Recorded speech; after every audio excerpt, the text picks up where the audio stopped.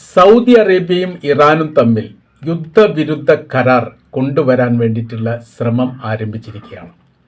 975 Helsing അക്കോർഡിന് സമാനമായ രീതിയിലുള്ള ഒരു കരാർ വ്യവസ്ഥ രണ്ട് രാജ്യങ്ങളും തമ്മിൽ പരസ്പരം ഉണ്ടാക്കാൻ ഏകദേശ ധാരണയായിരിക്കുന്നു.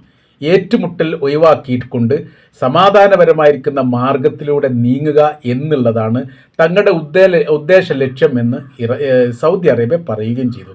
ഇപ്പോഴത്തെ സ്ഥിതിവിശേഷം വിലയിരുത്തുന്ന സമയത്ത് മിഡിൽ ഈസ്റ്റ് ആണെങ്കിലും മറ്റ് രാജ്യങ്ങളാണെങ്കിലും ഇറാൻ എന്ന് പറയുന്ന രാജ്യത്തെ പ്രതിരോധിക്കാനോ തകർക്കാനോ ഇല്ലാതാക്കാനോ ശക്തി കുറയ്ക്കാനോ അവിടെ യുദ്ധവുമായിട്ട് ബന്ധപ്പെട്ട വിഷയത്തിന് തീർപ്പ് കൽപ്പിക്കാനോ അമേരിക്കക്ക് സാധിക്കില്ലെന്ന് ലോകം തിരിച്ചറിഞ്ഞിരിക്കുന്നു. അറേബ്യൻ രാജ്യങ്ങളും അവരെ ആശ്രയിച്ചതുകൊണ്ട്, അതായത് അമേരിക്കയെ ആശ്രയിച്ചതുകൊണ്ട് വലിയ കാര്യമൊന്നുമില്ല. കാര്യം അവർ തന്നെ പ്രയാസപ്പെടുകയാണ് ഹോർമുസ് കടലുമായിട്ട് ബന്ധപ്പെട്ട് നിലനിൽപ്പിന് വേണ്ടി.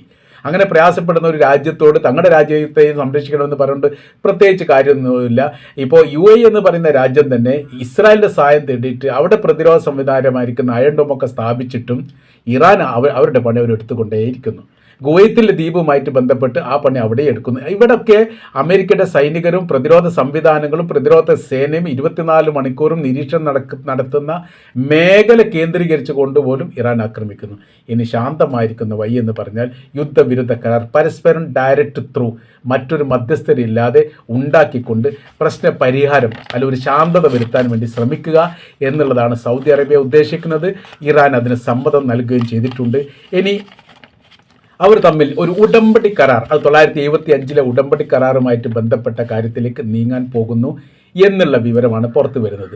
ശീതയുദ്ധകാലത്ത് പിരിമുറുക്കം ഒഴിവാക്കാൻ വേണ്ടി ഉണ്ടാക്കപ്പെട്ട കരാറിന് തുടർച്ചയായ രീതിയിൽ അതിൻ്റെ ആ കരാർ വ്യവസ്ഥ ഏറ്റുപിടിച്ചുകൊണ്ട് പുതിയ കരാർ വ്യവസ്ഥ ഉണ്ടാക്കും.